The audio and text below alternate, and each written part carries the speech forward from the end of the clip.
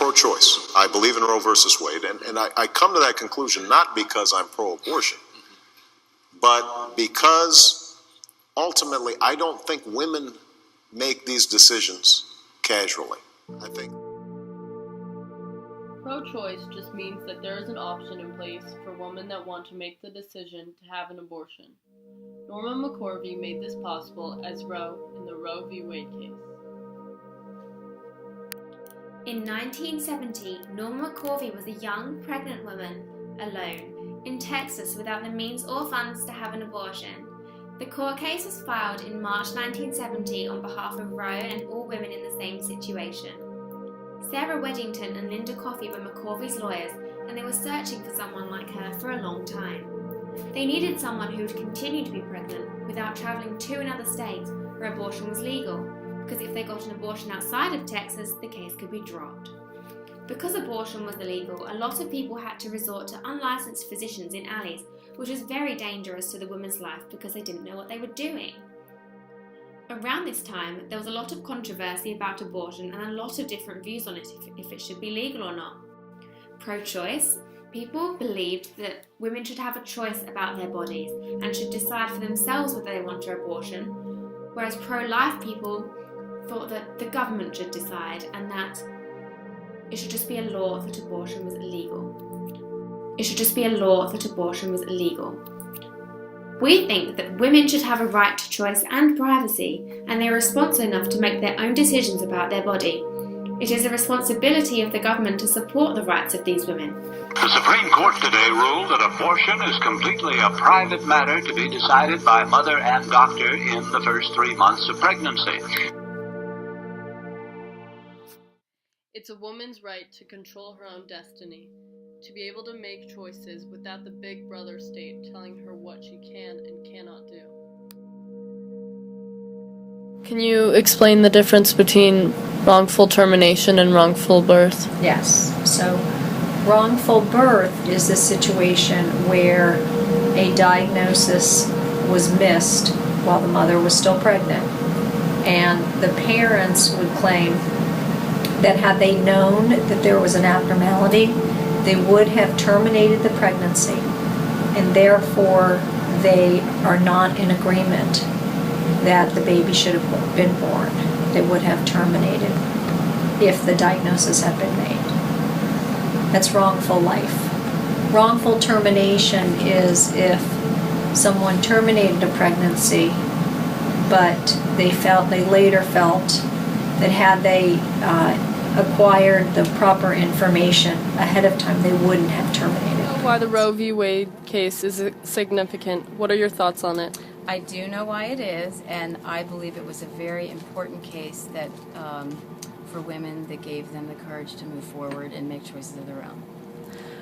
Do you know if you are pro-choice or pro-life? If so, explain your opinion and why you think that. I'm pro-choice, and I have always believed that it is a woman's choice what they do with their body, period. Nobody else's.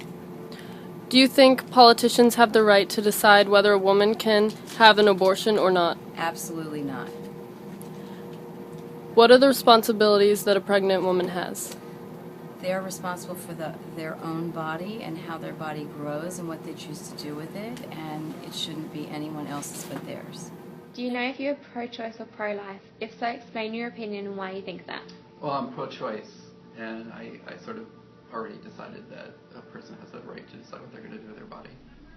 And I guess I don't consider it really a human life if it's just like, I mean, so many people have spontaneous abortions and other things. So I don't think of it as a person yet. Okay.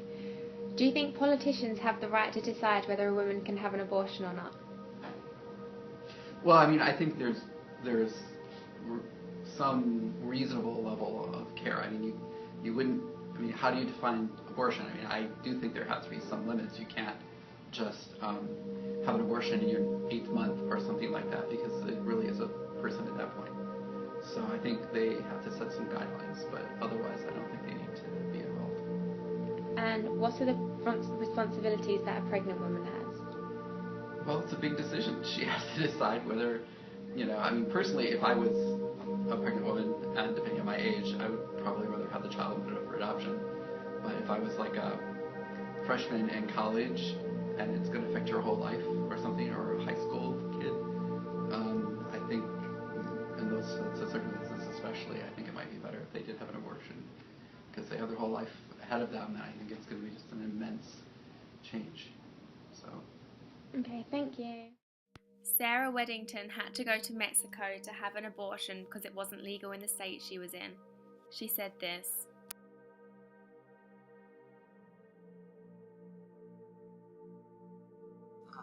Argument. And they, as medical interns and residents, had worked in our public hospitals with what they call the IOB wards, the infected obstetrics wards. And there were often women there who had done self-abortion, illegal abortion, who were about to lose their fertility, their lives, all kinds of problems. And so those medical students, then doctors, were trying to save them. And they kept emphasizing how it was so important that we make abortion legal, because otherwise women would have illegal abortion. And that's what, when people say to me, what will happen if abortion becomes illegal? The clear answer is women will have illegal abortion. A woman should be in control of her body, which is a right to privacy. We can reflect on the Roe v. Wade case to show how important it is to have a choice. Imagine not having the choice to abortion, so the only option would be to raise a child that you didn't want in the first place for the rest of your life. This is a responsibility that cannot be taught or forced upon a person. A child should be born out of love, not resentment. A state government should not be able to restrict the right of choice and privacy due to personal or even religious reasons. The decision should come from the individual in their condition. Most of the politicians that are not even women and have not been through the process of an unwanted pregnancy should not be the ones to decide if abortion is illegal or not. There is a common saying, you only know when you have been through it yourself. This idea that a person probably will change their opinion about something when they are the ones experiencing it is important to look into and key to the discussion of abortion. Any woman going through this process has a choice, and it should be supported by the government. The government is a place to protect the right of privacy of these women that are not stable enough to have a child.